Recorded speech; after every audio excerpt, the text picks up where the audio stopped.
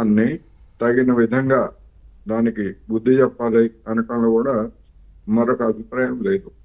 ఏ party అయినప్పటికీ నరేంద్ర మోడీ సర్కారు విధానాలతో విభేదించేటువంటి వాళ్ళు కూడా ఈ విషయంలో ప్రభుత్వం తీసుకున్నటువంటి చర్యలకి మేము మద్దతు ఇస్తామని చెప్పేసి అఖిలపక్ష సమావేశంలో స్పష్టంగా చెప్పినటువంటి అంశం మనకు తెలిసిందే.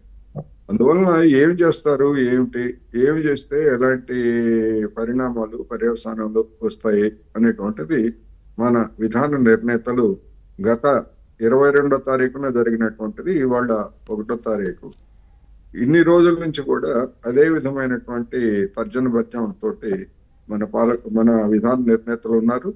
అదే విధంగా అటువైపు కూడా భారత్ ఏం చేస్తుంది ఏమిటనేటువంటిది తెలియకుండానే వాళ్ళకి ఏం చేస్తుంది, సర్జికల్ స్ట్రైక్స్ చేస్తుందా, లేకపోతే యుద్ధమే చేస్తుందా, లేకపోతే ఇంకోటి చేస్తుందా అనేటువంటిది అర్థం కాని స్థితిలో వాళ్ళు కూడా తమ జనాన్ని సంతుష్టీకరించేందుకు ఒక మైండ్ గేమ్ ఆడుతున్నటువంటి పరిస్థితి కూడా మనకు కనిపిస్తా ఉంది.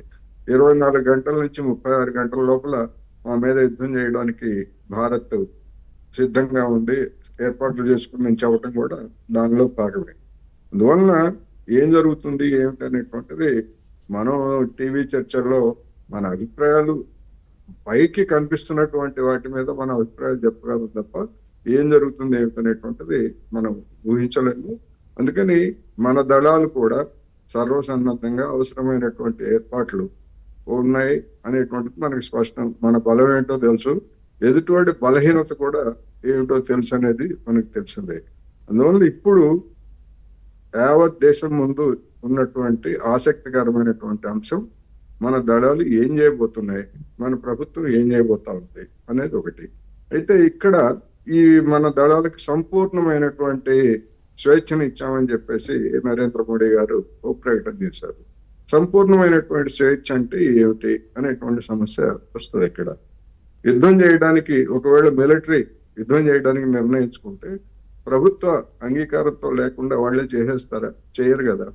అందుకని ఇది ఏమిటి, దీని అంటే ఒక ప్రచారాస్త్రంగా డెఫినెట్ గా ఇది పనికొస్తుంది ఎదుటివాడి మీద అనేది ఒకటైతే, రెండోది గడిచినటువంటి 9 రోజులుగా చూసినప్పుడు అంతర్జాతీయ సమాజాన్ని మనకంటే ముందే పాకిస్తాన్ వాళ్ళు కలిశారు. మనం ఒక విధంగా చెప్పాలంటే వెనుకపడ్డాం.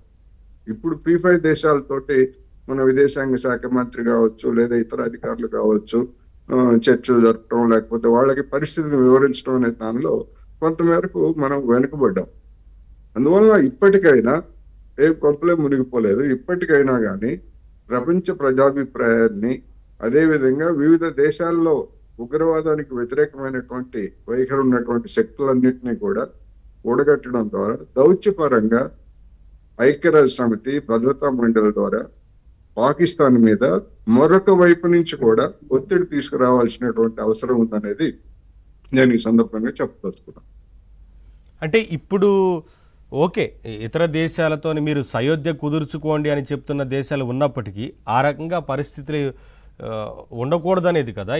అంటే ఇది ఎన్నిసార్లు ఇలా జరుగుతుంది, ఎన్నిసార్లు ఇలా చర్చలు జరిగినప్పటికీ మరొకసారి ఒప్పందాలను ఉల్లంఘిస్తారు, ఆ తర్వాత మళ్ళీ ఇటువంటి చర్యలకు పాల్పడుతూ ఉంటారు. కాబట్టి ఈసారి సరైన సమాధానం చెప్పాలి, ధీటుగా జరగాలి, ఏం జరిగినా ఇంకొకసారి ఇటువంటి ఘటనలు పునరావృతం కాకుండా ఉండాలి అని కదా. నాకు తెలిసినంత వరకు సయోధ్య కుదుర్చుకోండి ఏ దేశం కూడా ఇంతవరకు మన దేశంతో చెప్పలేదు, లేదా మన దేశంలో ఉన్నటువంటి అంటే ఎవరో మధ్యలో ఉండి మధ్యవర్తిత్వం వహిస్తామని చెప్తే దానికి ఒప్పుకునే పరిస్థితులు ఇప్పుడు లేవు కదా అనేది.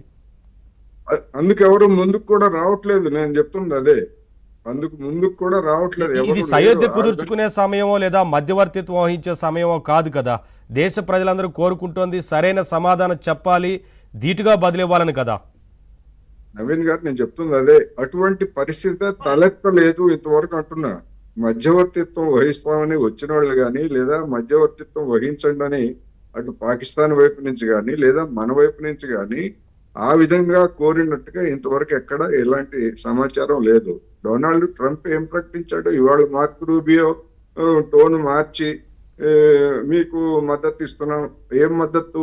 ఉగ్రవాదానికి వ్యతిరేకంగా మీరు తీసుకునేటువంటి చర్యలకు అని తప్ప మీరేదో పాకిస్తాన్ మీద యుద్ధం చేస్తే మద్దతు ఇస్తున్నామను ఆ విధంగా మనం అట్లా తీసుకోవక్కర్లేదు. యా ట్రంప్ ఏం మాట్లాడదాం చెప్పాడు? అవన్నీ చాలా విషయాలు ఉన్నాయి సార్ డిస్కస్